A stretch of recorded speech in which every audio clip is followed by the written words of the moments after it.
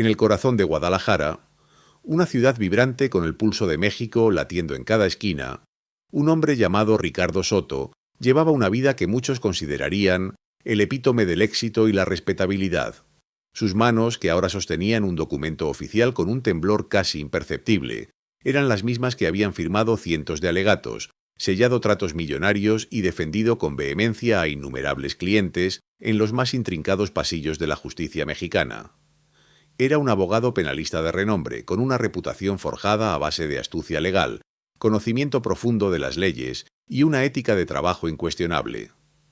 Su despacho, en una de las zonas más exclusivas de la ciudad, era un testimonio silencioso de su ascenso implacable en el mundo del derecho. Ricardo, un hombre de unos 50 y tantos años, con el cabello plateado salpicado aquí y allá, y una mirada inteligente que denotaba años de escrutinio forense y debate legal, siempre se había enorgullecido de su trayectoria. Había construido un hogar cálido y estable para su esposa, Elena, y sus dos hijos universitarios, Alejandra y Miguel. Sus cenas familiares los domingos eran sagradas, un oasis de normalidad en una profesión a menudo turbulenta. Era un hombre de costumbres, de rutinas bien establecidas, el café de la mañana, la lectura de los periódicos nacionales e internacionales, las reuniones con clientes, las horas en la biblioteca de su despacho. Su vida, aparentemente, era un tapiz de orden y previsibilidad. Pero ese día la rutina se había roto de forma abrupta y brutal. El papel que apretaba entre sus dedos no era una notificación judicial rutinaria, ni una invitación a una conferencia legal. Era una comunicación del Departamento del Tesoro de los Estados Unidos, una misiva con membretes y sellos oficiales que, con una frialdad burocrática aterradora, lo designaba como un narcotraficante. Especialmente designado, un terrorista, a ojos de la potencia mundial del Wyoming en el norte. Se le acusaba sin juicio, sin presentación de pruebas en un tribunal abierto, de ser un facilitador financiero del cártel Jalisco Nueva Generación, una de las organizaciones criminales más peligrosas del planeta. La incredulidad se apoderó de él. ¿Terrorista? Él, un abogado que siempre había operado dentro de los límites de la ley, que creía fervientemente en el debido proceso y la presunción de inocencia. ¿Cómo había llegado a esto? ¿Cómo podía una nación extranjera, sin siquiera una audiencia, arrebatarle su reputación, su subsistencia y, en esencia, su identidad? Desde los inicios de su carrera, Ricardo se había especializado en el derecho penal, un campo donde las líneas entre el bien y el mal a menudo se difuminan. Había defendido a políticos corruptos, empresarios envueltos en fraudes y, sí, también a individuos vinculados al crimen organizado. Para él era un principio fundamental de la justicia. Todo acusado, sin importar la gravedad de su presunto delito, tiene derecho a una defensa competente. Su trabajo no consistía en juzgar la moralidad de sus clientes, sino en asegurar que sus derechos fueran respetados y que el sistema legal funcionara como debía. Su éxito radicaba precisamente en esa habilidad para navegar las complejidades legales, encontrar los resquicios y presentar los argumentos más sólidos posibles, siempre con una integridad profesional que sus colegas respetaban y sus adversarios temían. Fue en ese contexto que aproximadamente 5 años antes había recibido la llamada que cambió el curso de su vida de forma irreversible. Una voz encriptada, con un tono autoritario pero respetuoso, le había solicitado una reunión urgente en un lugar discreto. Sin saber exactamente quién sería el cliente, pero consciente de que se trataba de alguien de alto perfil, Ricardo había aceptado. La sorpresa fue mayúscula al encontrarse en aquella primera ocasión con emisarios directos de Nemesio Oseguera Cervantes, alias El Mencho, el líder tuntofonino indiscutible del cártel Jalisco Nueva Generación, una de las figuras más buscadas y temidas del mundo. El encargo no era para defender a El Mencho directamente en un juicio, sino para ofrecerle asesoría legal estratégica, manejo de activos y defensa de otros miembros de la organización en procesos judiciales complejos. Su rol sería puramente legal, garantizar que los bienes no fueran incautados arbitrariamente, que los detenidos tuvieran un trato justo bajo la ley y que cada paso legal se diera conforme a la normativa, tan lejos como fuera posible de las operaciones ilícitas del cártel. Ricardo era un hombre inteligente. Entendía los riesgos inherentes a trabajar para figuras de ese calibre. Conocía la peligrosidad de la organización, la brutalidad de sus métodos y el ojo escrutador de los gobiernos, tanto el mexicano como el estadounidense, sobre todo lo que rodeaba. el Mencho. Sin embargo, su convicción en la importancia del debido proceso legal era inquebrantable. Creía, con una fe casi dogmática, que incluso los individuos más execrables merecían una defensa, que nadie estaba por encima o por debajo de la ley, y que su trabajo como abogado era precisamente mantener ese equilibrio. No era un participante en el negocio ilícito, era un facilitador legal, un intérprete de códigos y estatutos para un cliente que, si bien notoriamente criminal, no dejaba de ser un individuo con derechos ante la ley. Nunca cruzó la línea de la participación directa en sus actividades criminales, nunca tocó un centavo que supiera directamente de la venta de drogas. Sus honorarios siempre fueron pagados a través de complejas estructuras que legalmente parecían legítimas. Pero ahora, esa línea tan cuidadosamente mantenida por años había sido borrada de un plumazo. La administración Trump, en su afán por mostrar una postura férrea contra el narcotráfico, había decidido trazar esa línea de forma diferente, unilateralmente. La notificación en sus manos era el punto de inflexión, le quimotxento batrint, momento en que su vida tal como la conocía se desmoronaba. Lo que era profesional se había vuelto personal. Lo que era legal se había transformado en criminal, sin la intervención de un solo juez o un solo jurado. Si esta historia te ha atrapado y te preguntas cómo un abogado respetado pudo terminar en esta situación inimaginable y cómo, sin la posibilidad de un juicio justo, fue declarado terrorista por el gobierno de Estados Unidos, te invito a que te suscribas a nuestro canal. La historia de Ricardo Soto es un testimonio escalofriante de los límites de la justicia y el poder geopolítico. No querrás perderte el resto de este impactante relato. La noticia, una vez liberada al éter digital y a las ondas de radio, se dispersó como un veneno sutil pero implacable. En cuestión de horas, el nombre de El Abogado, antes sinónimo de respeto y eficacia en los círculos legales de México, se convirtió en un susurro cargado de sospecha y repudio. El impacto no fue una explosión repentina, sino una erosión constante, minando los cimientos de su vida metro a metro. La primera señal tangible fue el silencio ensordecedor de su teléfono. Colegas que antes buscaban su consejo o su experiencia, ahora se apresuraban a borrar su número de sus contactos. Las invitaciones a simposios y conferencias se secaron. Los socios de su bufete, con los que había construido un imperio de décadas, lo miraban con ojos que mezclaban miedo, decepción y quizás un dejo de juicio. Habían creído en él, o eso pensaba, pero la mancha de terrorista era algo que ningún éxito legal previo podía lavar. Su vida familiar, el santuario que siempre había protegido de las vicisitudes de su profesión, también comenzó a tambalearse peligrosamente. Su esposa, una mujer fuerte y pragmática, intentó mantener la compostura, pero las noches de insomnio, las llamadas telefónicas de su hermana preguntando con voz temblorosa, la incertidumbre sobre el futuro de sus hijos, todo ello empezó a resquebrajar su fortaleza. Los niños, ajenos a la complejidad de la política internacional y las designaciones, notaban el cambio en el ambiente, la tensión palpable, los murmullos apagados.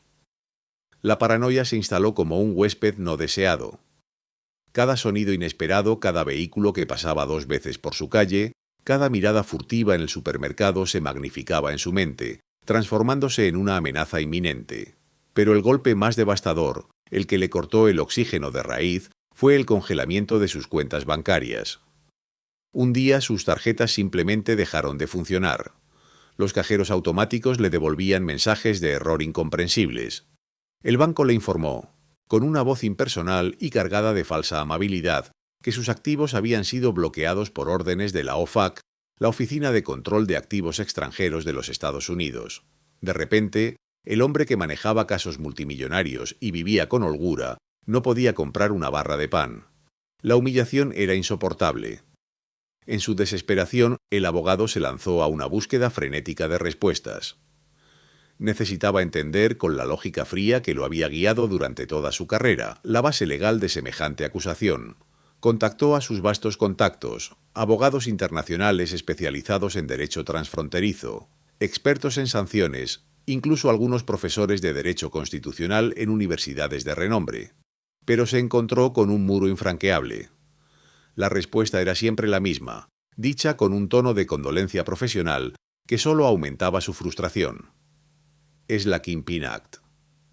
La Foreign Narcotics Kingpin Designation Act, le explicaron, era una ley de Estados Unidos que permitía al presidente identificar a narcotraficantes extranjeros significativos y a sus organizaciones. Una vez designados, sus bienes en jurisdicción estadounidense eran bloqueados y se prohibían las transacciones con ellos.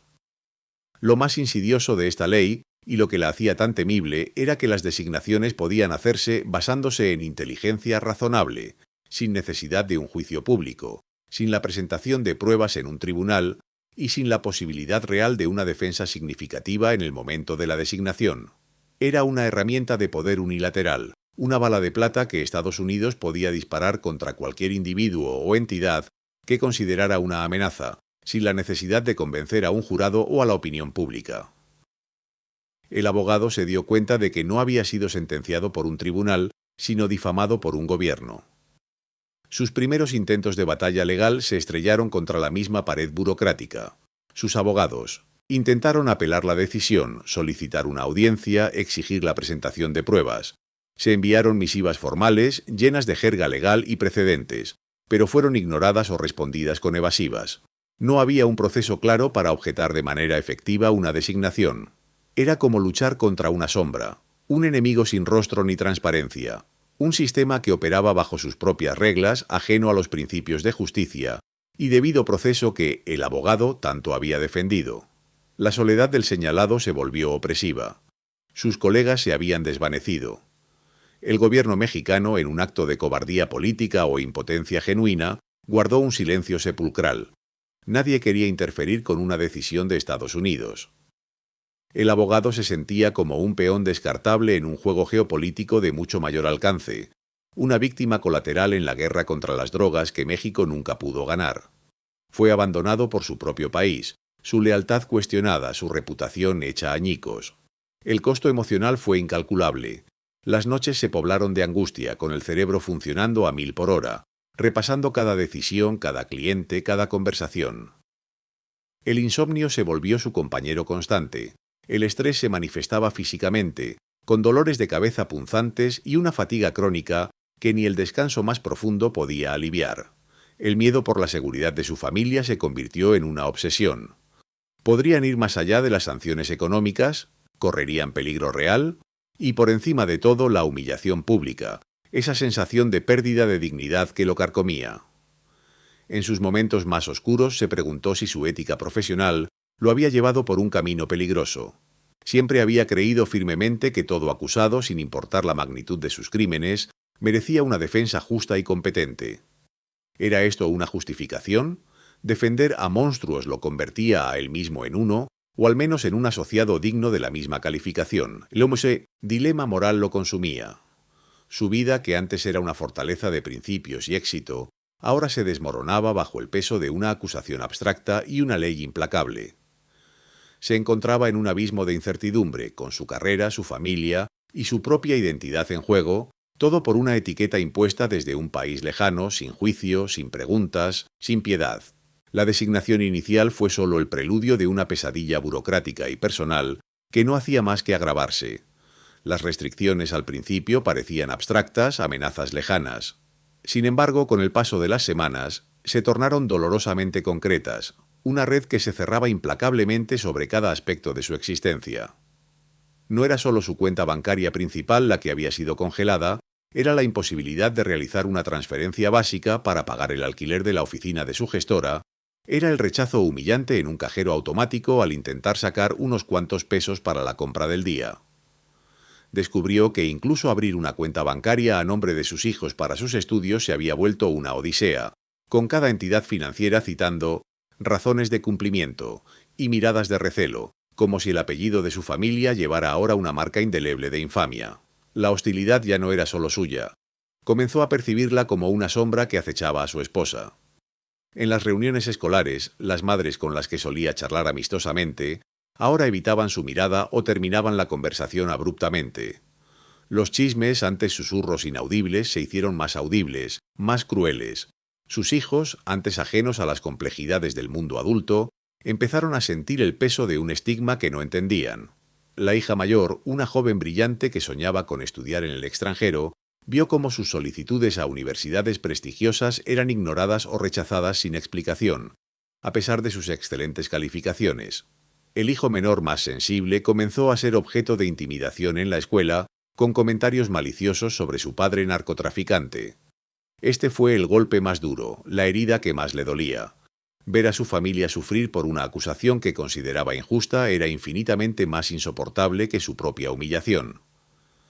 Cada día la necesidad imperiosa de protegerlos, de escudarlos de las implicaciones de su situación se volvía una obsesión. Consideró enviarlos fuera del país, a un lugar donde el alcance de la designación estadounidense no pudiera tocarlos, pero el aislamiento ya era un precio demasiado alto a pagar, y la separación le desgarraba el alma.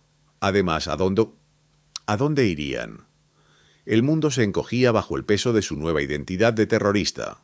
Justo cuando la desesperación amenazaba con ahogarlo, cuando la sensación de estar completamente solo contra un Goliat transnacional era abrumadora, surgió una chispa de luz desde un lugar inesperado. No fue una agencia gubernamental mexicana, ni un colega de su pasado que se atreviera a desafiar el miedo. Fue un pequeño grupo de abogados de derechos humanos, vinculados a una ONG internacional, quienes se interesaron por su caso. Habían leído sobre su designación en un pequeño artículo de prensa, y algo en la falta de debido proceso les había resonado profundamente. Eran idealistas apasionados y veían en su historia una violación flagrante de los derechos fundamentales. No eran muchos, quizás media docena, pero su presencia infundió una energía nueva, una renovada voluntad de lucha. Se reunieron en cafés discretos, en rincones de bibliotecas públicas, evitando la mirada curiosa y el juicio implícito de los demás. Estos nuevos aliados, con una trayectoria en litigios internacionales y defensa de derechos humanos, propusieron un camino legal completamente diferente. Argumentaron que luchar directamente contra la designación Kingpin Act en los tribunales estadounidenses era como golpear un muro. La ley estaba diseñada para ser casi impenetrable, otorgando al Ejecutivo un poder inmenso con escasa supervisión judicial. En cambio, sugirieron explorar vías legales más allá de la jurisdicción estadounidense, apelando a principios de derechos humanos universales en tribunales internacionales o ante organismos como la Comisión Interamericana de Derechos Humanos. Los desafíos de esta nueva vía eran inmensos, los costos serían astronómicos. El tiempo que tardaría en resolverse, potencialmente años. La dificultad de probar su inocencia era aún mayor en un foro internacional, donde la carga de la prueba de la designación inicial por parte de Estados Unidos era tan baja, basada en inteligencia, que no se podía revelar. Se enfrentaría a la burocracia de múltiples sistemas legales, a la lentitud de los procesos internacionales y a la resistencia diplomática de una potencia como Estados Unidos. Sin embargo, la aparición de estos abogados tuvo un efecto secundario inesperado. El escrutinio público sobre su caso se renovó. Al ver el interés de una organización de derechos humanos, algunos medios de comunicación, especialmente aquellos con una inclinación más investigativa o internacional, retomaron su historia. Esta vez, el enfoque no era simplemente el del abogado del capo, sino el del ciudadano cuyo derecho al debido proceso había sido vulnerado. Se cuestionaba si una nación podía unilateralmente despojar a un individuo de sus derechos básicos sin un juicio justo, sin una oportunidad real de defenderse. La narrativa comenzó a cambiar lentamente, de la culpabilidad implícita a la injusticia potencial. A pesar de los desafíos monumentales y del abismo de agotamiento emocional que aún lo acechaba, una tenue luz de esperanza comenzó a brillar.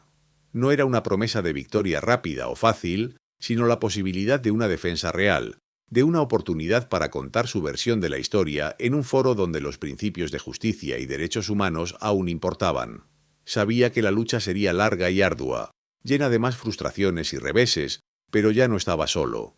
Esa simple verdad, la de no estar solo, fue suficiente para infundirle una fuerza renovada, un aliento para seguir adelante contra viento y marea.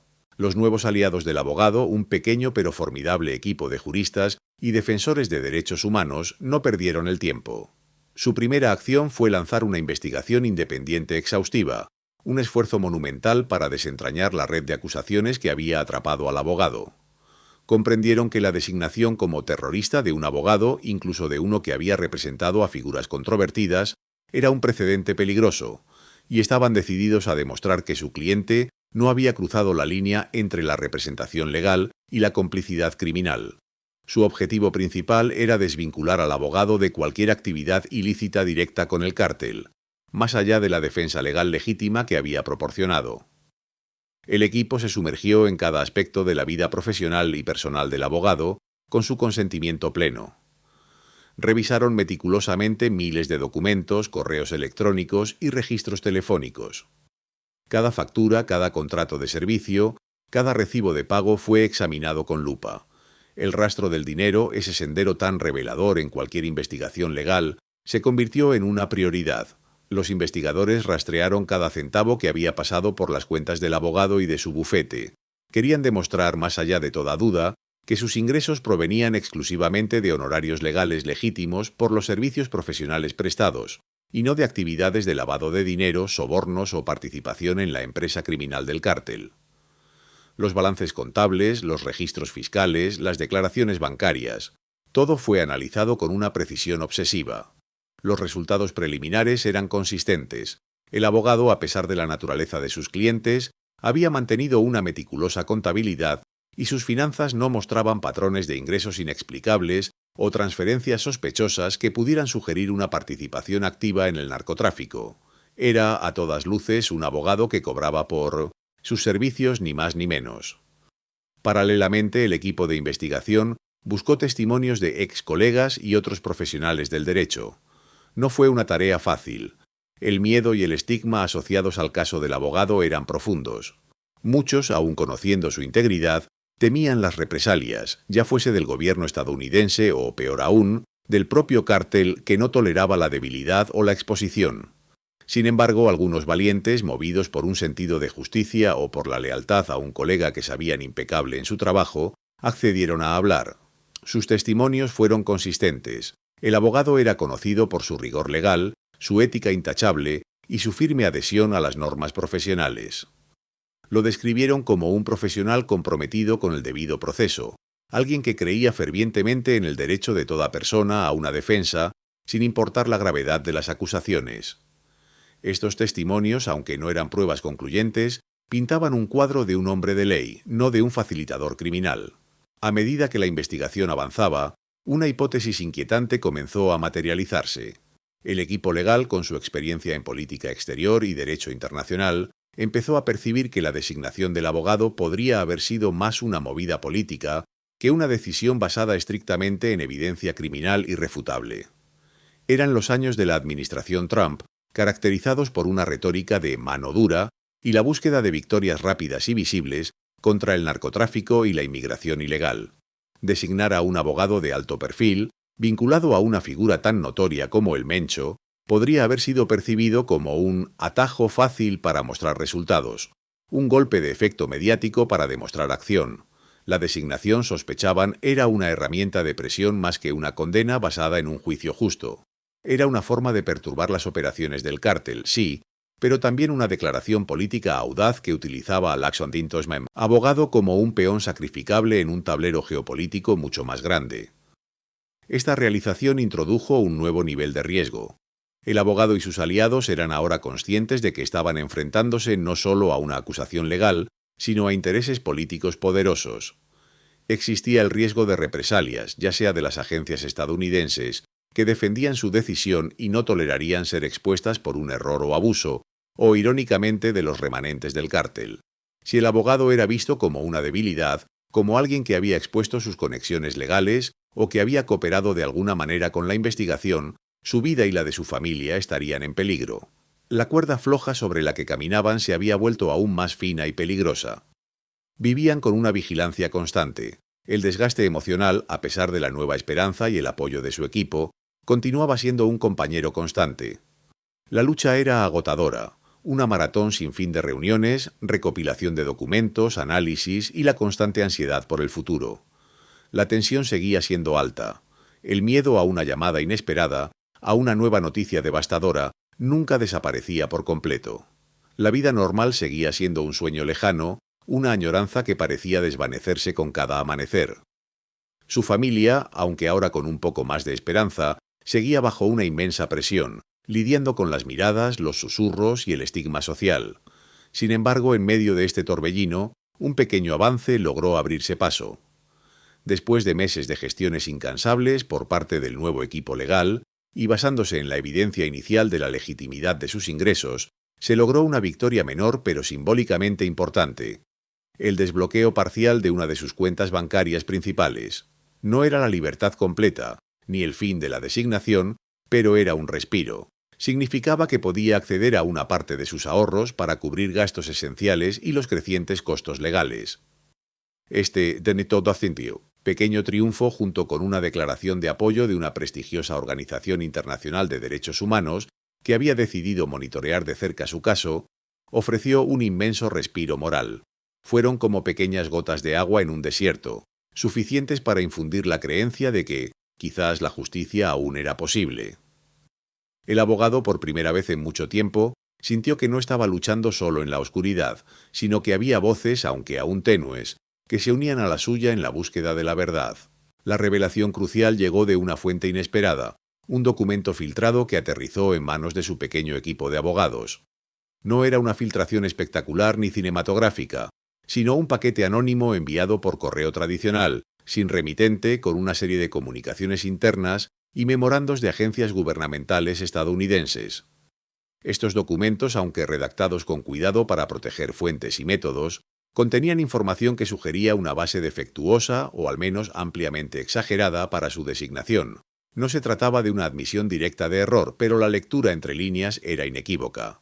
La decisión de incluirlo en la lista de terroristas se había basado en inteligencia frágil, en rumores magnificados y en una interpretación excesivamente amplia de su rol con el Mencho y el CJNG. Los memorandos indicaban que había una presión política considerable, quizás desde dentro de la misma administración Trump, para lograr victorias rápidas en la guerra contra el narcotráfico, y su caso, el de un abogado que había representado a un capo notorio, se había presentado como una oportunidad fácil para mostrar mano dura. El origen de este error, o tal vez manipulación, se descubrió al analizar el patrón de información. Parecía que gran parte de la inteligencia provenía de una única fuente, identificada ambiguamente como fuente alfa, cuya fiabilidad había sido cuestionada internamente en varias ocasiones, pero cuyas afirmaciones se habían usado de todos modos debido a la urgencia política. Era evidente que no se había realizado una verificación cruzada adecuada o que cualquier duda había sido convenientemente ignorada. La designación había sido más un acto de conveniencia política que el resultado de una investigación exhaustiva e imparcial. Se trataba de una carrera por ascender en la carrera política, donde la persecución de un abogado, sin importar la justicia del acto, servía como un peldaño más. La idea de que una política exterior tan significativa pudiera basarse en cimientos tan precarios era, francamente, aterradora. La noticia de esta posible injusticia, alimentada por los comunicados cautelosos pero firmes de sus nuevos abogados y el renovado interés de los medios, comenzó a generar un debate más amplio en la opinión pública. No se trataba solo de su caso personal, sino de la cuestión del poder del gobierno de Estados Unidos para actuar unilateralmente contra ciudadanos de otras naciones sin el debido proceso. ¿Era aceptable que una persona fuera despojada de sus derechos, de su reputación y de su sustento basándose en inteligencia secreta y no verificada? La gente comenzó a preguntarse si el fin justificaba los medios, y si la lucha contra el narcotráfico no estaba, en este caso, pisoteando los principios fundamentales de la justicia. La prensa internacional, viendo el filón noticioso y el impacto en los derechos humanos, se involucró activamente. Periódicos y cadenas de televisión de prestigio en Europa y América Latina retomaron la historia, no como una crónica de un abogado del narco, sino como un estudio de casos sobre la arbitrariedad del poder y la vulnerabilidad de los individuos. Artículos de fondo y documentales cortos comenzaron a explorar las implicaciones de leyes como la Kingpin Act, poniendo el foco en la capacidad de las agencias estadounidenses para actuar como juez, jurado y verdugo sin un proceso judicial público y transparente. Su nombre, que antes había sido sinónimo de villanía para muchos, empezó a adquirir una nueva resonancia, la de una víctima de un sistema opaco y poderoso. Esta presión mediática y la creciente conversación pública no tardaron en tener eco dentro de Estados Unidos. Algunos legisladores, en particular aquellos más preocupados por las libertades civiles y los derechos humanos, comenzaron a cuestionar la política y el proceso detrás de estas designaciones. Grupos de derechos civiles, que ya habían criticado el alcance de la Kingpin Act en 1991, otras ocasiones encontraron en su caso un ejemplo perfecto de sus preocupaciones.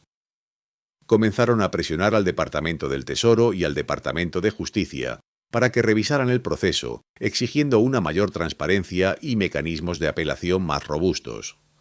La idea de que la administración anterior había utilizado estas designaciones como herramientas políticas, sin la debida diligencia, comenzó a ganar tracción. Así, el abogado, casi sin quererlo y a través de un sufrimiento inimaginable, comenzó a convertirse en un símbolo.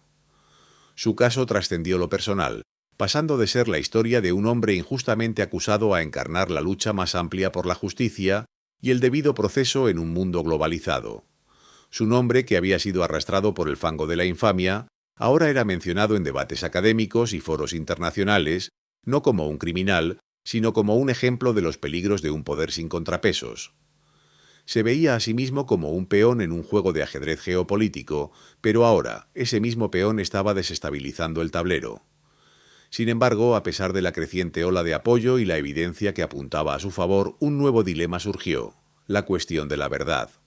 La fuente anónima que había filtrado los documentos corría un riesgo considerable. Revelar su identidad podría tener graves consecuencias, no solo para el informante, sino para la credibilidad de futuras filtraciones. Sus abogados debatían si debían proteger la fuente a toda costa, usando la información de manera estratégica pero sin exponerla directamente, o si la revelación completa de la verdad, incluyendo el origen de los documentos, era absolutamente necesaria para ganar la batalla legal y limpiar su nombre de forma incontrovertible. Era un delicado equilibrio entre la búsqueda de la justicia y la protección de aquellos que, valientemente, habían arriesgado todo para ayudarlo. La decisión, sabía, tendría profundas implicaciones no solo para su caso, sino para el futuro de la transparencia en la compleja red de la política internacional.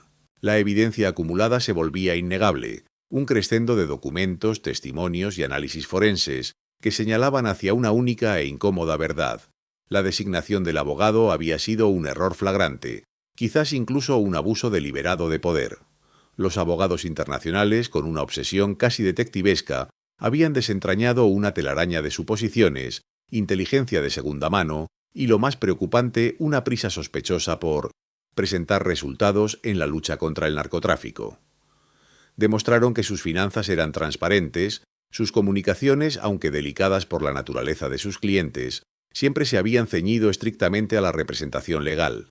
No había un solo rastro de colusión directa en actividades criminales, ni pruebas de lavado de dinero que no fueran el pago de honorarios profesionales. Este arsenal de pruebas les dio la confianza para lanzar su ofensiva legal final. Presentaron una demanda contundente, no solo buscando la eliminación de la designación que había destrozado su vida, sino también una disculpa pública y una compensación considerable por los daños catastróficos sufridos. La demanda se basaba en la violación del debido proceso, el menoscabo de su reputación profesional y personal, y el daño económico y emocional infligido a él y a su familia. Era una demanda que no solo buscaba justicia para un individuo, sino que también desafiaba la legalidad y la ética de las designaciones unilaterales que permitían a una nación actuar como juez, jurado y verdugo sin un proceso judicial adecuado. El gobierno estadounidense, inicialmente reacio y altivo, se vio presionado por todos los frentes. La creciente cobertura mediática internacional, los cuestionamientos de legisladores en el propio Estados Unidos y la innegable solidez de la evidencia presentada por el equipo legal del abogado comenzaron a erosionar su postura. Intentaron defender su posición, emitiendo comunicados ambiguos y apelando a la a la confidencialidad de 1900. La inteligencia, pero el argumento se desmoronaba bajo el peso de la información. La narrativa de mano dura que había justificado la designación inicial ahora sonaba hueca frente a las acusaciones de injusticia y arbitrariedad. El clímax no fue un juicio público al estilo de Hollywood, sino una serie de audiencias discretas, intensas y cargadas de tensión. No se trataba de un tribunal abierto a todos, sino de encuentros a puerta cerrada donde los argumentos legales se presentaban con la frialdad del sistema, pero con un peso emocional que se podía sentir en el aire. El abogado, por primera vez en años, tuvo la oportunidad de hablar, no para justificarse, sino para relatar el calvario, el miedo, la humillación, la destrucción de su vida por una acusación infundada. Su voz, aunque contenida, resonaba con la autoridad de quien ha vivido la injusticia en carne propia. Sus abogados expusieron metódicamente las inconsistencias, las fallas en la inteligencia y la ausencia total de un debido proceso. Argumentaron que las acciones del gobierno estadounidense no solo eran un error, sino una violación de los principios fundamentales de la justicia internacional. El giro inesperado llegó no con un veredicto, sino con una oferta. El gobierno de Estados Unidos, enfrentado a la perspectiva de un litigio prolongado, costoso y cada vez más embarazoso, decidió evitar un juicio público completo que expondría aún más sus métodos y errores. La presión interna y externa se había vuelto insostenible. En lugar de una confrontación abierta, extendieron una mano no para admitir culpa explícitamente, sino para ofrecer una salida. La oferta del acuerdo era calculada y tentadora. Se le ofrecía al abogado la eliminación inmediata y oficial de su designación, lo que significaba que su nombre sería retirado de la infame lista. Junto con esto vendría el descongelamiento de todos sus bienes y cuentas bancarias, permitiéndole recuperar el acceso a sus recursos. Además, se le ofrecería una compensación financiera sustancial, no como una admisión de culpabilidad total, sino como un pago por daños y perjuicios, que le permitiría reconstruir su vida. Sin embargo, había una condición crucial. A cambio de estas concesiones, el abogado y su equipo legal debían acordar no seguir adelante con la demanda, ni revelar públicamente ciertos detalles sensibles relacionados con la inteligencia utilizada en su designación. Era un intento de contener el daño, de cerrar el capítulo sin un mea culpa escandaloso que pudiera sentar un precedente problemático. Este acuerdo planteó un dilema profundo para el abogado. Por un lado, representaba el fin del calvario, la oportunidad de recuperar su vida, su libertad, su sustento y, lo más importante, la paz para su familia. Podría volver a ser un hombre libre, sin la sombra constante de la sospecha y el ostracismo. Por otro lado, aceptar significaba renunciar a la posibilidad de una victoria legal completa, a una declaración pública y sin ambigüedades de su inocencia, y a la exposición total de las fallas sistémicas que lo habían llevado a esta situación. Significaba tragar la amarga píldora de que la justicia a menudo se negocia, no se gana en un campo de batalla limpio. Debía aceptar la paz que se le ofrecía o luchar por una verdad absoluta, arriesgándose a prolongar el conflicto por años, con un costo emocional y financiero incalculable. La decisión no era solo suya, sino que afectaría a su esposa, a sus hijos, a todos los que habían sufrido a su lado. Era el punto culminante de su odisea, la encrucijada donde el pragmatismo se topaba con la sed de vindicación total. La decisión que enfrentaba era abrumadora, el peso de 2 años de infierno pendía de un hilo. Tras días de intenso debate, no solo con sus abogados y confidentes más cercanos, sino también en las silenciosas noches de insomnio, el abogado llegó a una conclusión. Había escuchado los argumentos de sus asesores, quienes le señalaban el riesgo inherente de prolongar la lucha legal, los costos crecientes, la incertidumbre del resultado, la posibilidad de que el gobierno estadounidense redoblara sus esfuerzos si se sentía acorralado. Pero fue la mirada de su esposa, las preguntas ansiosas de sus hijos, lo que finalmente inclinó la balanza. Ellos habían sido las víctimas silenciosas de esta injusticia, y la perspectiva de un futuro incierto, de una guerra prolongada, era algo que ya no podía imponerles. Así, con el corazón apesadumbrado pero con una determinación forjada en la adversidad, el abogado decidió aceptar el acuerdo.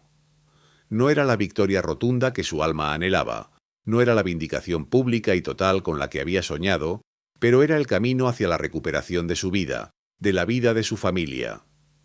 Priorizar la recuperación de su existencia, la de sus seres queridos, sobre una victoria moral completa, aunque dolorosa, era la elección más humana y pragmática. Entendía que en el ajedrez geopolítico, a veces la mejor jugada no es la más audaz, sino la que asegura el bienestar de sus peones más valiosos. Pocos días después, la noticia llegó en comunicados oficiales secos y desprovistos de emoción. Un breve párrafo en el sitio web del Departamento del Tesoro, replicado por otras agencias, confirmaba que el nombre del abogado había sido retirado de la lista de personas designadas bajo la Kingpin Act. Los comunicados eran deliberadamente ambiguos, sin admitir explícitamente un error, simplemente indicando que, tras una revisión exhaustiva, la designación ya no era necesaria. Para el mundo exterior era una victoria administrativa, para él era la liberación de una cadena invisible que lo había asfixiado. El levantamiento de la designación se sintió como el primer aliento profundo después de años de ahogo. El retorno a una normalidad quebrada comenzó con el descongelamiento de sus bienes, Sus cuentas bancarias, que habían permanecido inaccesibles y estáticas, de repente mostraron los saldos que le habían sido arrebatados. Las propiedades que no podía vender ni hipotecar recuperaron su valor de mercado. Sin embargo, el dinero, la recuperación material, era solo una parte de la ecuación. La rehabilitación de su reputación era un proceso mucho más lento y doloroso, una tarea colosal que tomaría años, si es que alguna vez se completaba por completo. Las murmullos, las miradas esquivas, las suposiciones infundadas ya eran parte del tejido de su existencia post-lista negra. Aunque legalmente libre, la experiencia había dejado profundas cicatrices emocionales y profesionales. La desconfianza era su nueva sombra. La paranoia, una compañera constante. Cada llamada desconocida, cada correo electrónico inusual, cada titular sobre política internacional, actuaba como un recordatorio punzante de su vulnerabilidad. El miedo persistía, especialmente por su familia. Habían aprendido a vivir en un estado de hipervigilancia, una carga que ni el tiempo ni la tranquilidad lograban disipar por completo. La inocencia, esa confianza ciega en el sistema y en la propia reputación, se había desvanecido para siempre. El ajuste a la nueva realidad fue un proceso arduo. El abogado y su familia intentaron reconstruir sus vidas pieza por pieza, como un jarrón roto que se repara con esmero, pero cuyas grietas siempre serán visibles. Se mudaron a una ciudad diferente con la esperanza de un nuevo comienzo, lejos de los ecos de la controversia. Él no volvió a ejercer el derecho penal de alto perfil. En cambio, se dedicó a la consultoría legal, trabajando discretamente en casos menos mediáticos, lejos de la atención pública. Su esposa retomó su carrera, sus hijos se adaptaron a nuevas escuelas y amistades, pero todos sabían que el mundo ya no era el mismo para ellos. Habían sobrevivido a una tormenta, pero el paisaje había cambiado irrevocablemente. Con el tiempo, el abogado encontró una nueva misión, un activismo silencioso, sutil y estratégico. Utilizó su experiencia para abogar discretamente por reformas en las leyes de designación y por el debido proceso. A través de sus contactos en el mundo legal internacional, compartió su historia, no en foros públicos, sino en mesas de discusión con expertos, académicos y defensores de derechos humanos. Sin buscar los reflectores, se convirtió en una voz influyente, un testimonio viviente de los peligros de un poder unilateral y sin contrapesos. Su objetivo era asegurarse de que ninguna otra persona tuviera que pasar por su calvario, o al menos que el sistema fuera más transparente y justo. La lección aprendida había sido amarga y profunda. Reflexionó sobre la fragilidad de la justicia, sobre cómo el poder arbitrario del Estado, incluso de las democracias que se jactan de su Estado de Derecho, podía despojar a un individuo de su dignidad y su existencia sin un juicio. Aprendió que la presunción de inocencia, un pilar fundamental de su profesión, podía ser pisoteada por la geopolítica y la conveniencia política. La experiencia le había enseñado que la ley, en manos equivocadas o con excesiva autoridad, podía ser una herramienta de opresión tan potente como la más afilada de las espadas. Había recuperado su libertad, sí, pero no sin antes perder una parte de sí mismo en el proceso. La cicatriz invisible de su lucha sería un recordatorio constante de esa dolorosa verdad. Después de noches de insomnio, conversaciones angustiosas con su esposa Lourdes y análisis fríos con su equipo legal, el abogado tomó una decisión que marcó el verdadero punto final de su tormento. No hubo júbilo, solo una profunda exhalación. Aceptó el acuerdo, priorizó la recuperación de su vida y, sobre todo, la tranquilidad y el futuro de su familia, por encima de la vindicación total y la exposición pública de los errores del gobierno. La lucha había sido implacable y, aunque anhelaba una declaración rotunda de su inocencia, comprendió que el camino hacia una victoria moral absoluta podría ser una senda interminable, consumiendo los años que le quedaban y perpetuando el sufrimiento de quienes más amaba. Cerrar ese capítulo, incluso con una verdad parcial, era el acto más humano y responsable que podía realizar. La eliminación de su designación se llevó a cabo con la misma discreción con la que se había impuesto originalmente, aunque con una nota oficial, eso sí, mucho menos pública. Comunicados escuetos y burocráticos aparecieron en los registros pertinentes, sin admitir explícitamente un error, pero confirmando su cambio de estatus.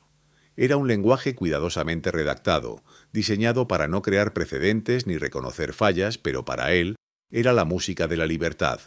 El mundo legal y financiero, que lo había evitado como la peste, recibió la noticia sin fanfarrias, pero con una tácita aceptación. Sus bienes fueron devueltos, sus cuentas desbloqueadas. La rehabilitación de su estatus legal se logró con una eficiencia casi mecánica, pero la rehabilitación de su reputación. Esa era una historia diferente, un proceso mucho más lento, lleno de miradas esquivas y susurros que tardarían años en silenciarse. Recuperar una normalidad fue como intentar encajar piezas de un jarrón roto. El vaso estaba reparado, pero las grietas eran visibles, permanentes. Las cicatrices invisibles eran las más profundas. La experiencia había dejado huellas indelebles en su pontintus psique. La desconfianza se había incrustado en cada fibra de su ser. Cada llamada desconocida, cada correo electrónico inexplicado, cada persona nueva en su círculo, activaba una alarma interna. El miedo, aunque mitigado, persistía, una sombra acechando en los rincones de su mente. La idea de que el poder estatal, sin contrapesos efectivos, podía despojar a un individuo de su identidad y su vida sin un juicio justo, era una lección brutalmente aprendida. El abogado y su familia se embarcaron en el lento y doloroso proceso de reconstruir sus vidas. Se mudaron, buscando un nuevo comienzo en una comunidad donde su historia no fuera el tema principal de conversación. Él no volvió a ejercer el derecho penal de alto perfil. En su lugar se dedicó a casos más pequeños, a asesorar a jóvenes abogados, a encontrar un propósito en una práctica más discreta y menos expuesta. Lourdes encontró consuelo en su jardín, en la quietud de las flores, mientras sus hijos, ahora más conscientes y maduros para su edad, intentaban superar el estigma que los había acompañado.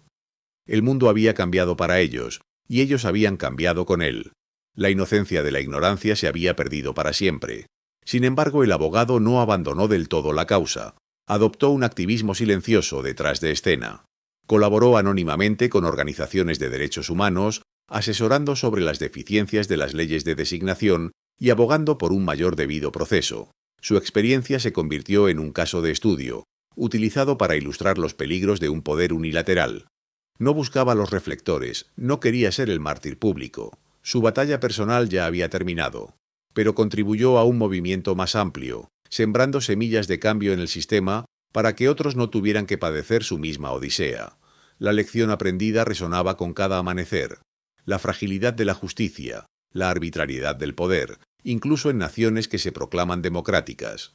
Un hombre de ley, antes confiado en el sistema, fue despojado de todo y tuvo que luchar por su misma identidad, no en un tribunal de su país, sino en el oscuro laberinto de la burocracia internacional. Aunque su caso no culminó en un juicio público ruidoso, ni en una victoria legal con todos los honores, se convirtió en un precedente silencioso. Su lucha contribuyó a un mayor escrutinio de futuras designaciones, empujando a los gobiernos a ser más cautelosos con sus acusaciones y a considerar las consecuencias humanas de sus decisiones. El abogado, ahora más sabio y cauteloso, vive una vida más privada. Ha recuperado su libertad, sí, pero no su inocencia perdida. La fe ciega en el sistema ha sido reemplazada por un escepticismo saludable y una profunda comprensión de sus fallas. Su historia es un recordatorio de que la justicia no siempre es ciega, que a veces la verdad es una víctima colateral de la política y el poder. Es una advertencia sobre los peligros de un poder sin contrapesos, un llamado a la vigilancia ciudadana sobre el Estado y una invitación a defender los derechos fundamentales, incluso para aquellos que, como él, un día decidieron representar a los malos dentro del marco de la ley. La pregunta permanece flotando en el aire como una niebla persistente. ¿Dónde reside la verdadera justicia en un mundo donde un país puede designar a un ciudadano de otro como terrorista sin un juicio justo? La respuesta es compleja, evasiva, y la búsqueda de ella debe continuar. Gracias por acompañarnos en esta impactante historia. Si te ha conmovido el relato del abogado y deseas explorar otras facetas de la justicia, la geopolítica y los desafíos humanos, te invitamos a suscribirte a nuestro canal y activar la campanita. En nuestro próximo video, quizás nos sumerjamos en los laberintos de la extradición y cómo afecta la vida de familias enteras. Hasta la próxima.